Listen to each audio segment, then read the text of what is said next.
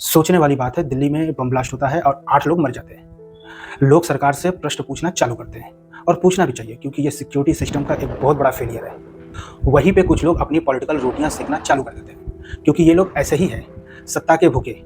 ये अपने आकाओं को खुश करने के लिए किसी भी हद तक जा सकते हैं। खैर, इनको छोड़िए, इनकी छोटी पॉलिटिक्स कभी खत्म नहीं होने वाली। यहाँ पे मुद्दा ये है कि ये बम ब्लास्ट हुआ कैसे, इसके पीछे कौन लोग थे, हमारी सिक्योरिटी इंटेलिजेंस यहाँ पे फेल क्यों हो गई, अगर ये कोई आतंकवादी थे तो ये आए कैसे, और सबसे अहम सवाल, इस देश में जनता कितनी सिक्योर है। देखिए, एक समय ऐसा था जिसमें लोग रोटी, कपड़ा और मकान की बात करते थे, पर आज वैसा नहीं है। आज लोग एजुकेशन, इंफ्रास्ट्रक्चर और सिक्योरिटी की बात करते हैं।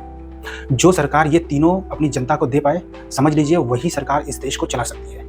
पहली बात, अगर एजुकेशन है तो हम रोटी, कपड़ा, मकान खुद ढूंढ सकते हैं, और अगर हम रोटी, कपड़ा, मकान खुद ढूंढ पा रहे हैं तो इससे सरकार को इनकम और समय मिलेगा, जिससे इंफ्रास्ट्रक्चर तो डेवलप हो ही सकता है। लेकिन सिक्योरिटी कैसे मिलेगी? दिल्ली में हुए ये बम ब्लास्ट सिक्योरिटी सिस्टम पे कई सारे सवाल खड़ा कर रहा है। देखिए, मोदी सरकार से पहले कांग्रेस एरा में सबसे बड़ी प्रॉब्लम थी सिक्योरिटी। उस समय डेवलपमेंट इंफ्रास्ट्रक्चर लगभग उस टाइम के हिसाब से ठीक ठाक बोल सकते हैं, पर आम जनता सुरक्षित नहीं थी, क्योंकि आए दिन बम ब्लास्ट की खबरें आया करती थी। दिल्ली, मुंबई, लखनऊ, हैदराबाद, अहमदाबाद, बेंगलोर, कोई भी ऐसा बड़ा शहर जो सेफ नहीं था और जहाँ पे बम ब्लास्ट नहीं हुए हो।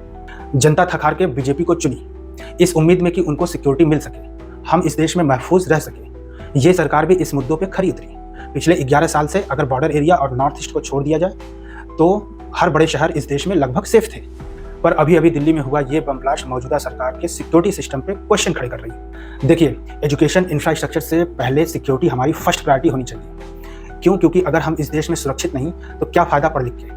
अगर इस देश में हम सुरक्षित नहीं तो क्या फ़ायदा ऊंची ऊंची इमारतें और सड़कों का, जब हमें एक बम ब्लास्ट में ही मर जाना है। मौजूदा सरकार से हमारे जैसे करोड़ों लोगों की मांग है कि इस देश में सुरक्षा व्यवस्था को उच्चतम प्रायोरिटी दी जाए, क्योंकि इस सरकार में काबिलियत है, आप कर सकते हैं।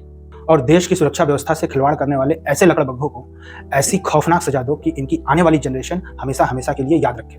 अगर इस देश और देशवासियों को सुरक्षित रखने में आप विफल हो गए तो जिस दिन इस देश की जनता को कोई ऐसी तीसरी पार्टी मिल जाएगी जो सिक्योरिटी की गारंटी दे, तो आपको दूसरा कांग्रेस बनने में तनिक देरी नहीं लगेगी। बाकी आपको हमारा विचार कैसा लगा, कमेंट सेक्शन में बताएं।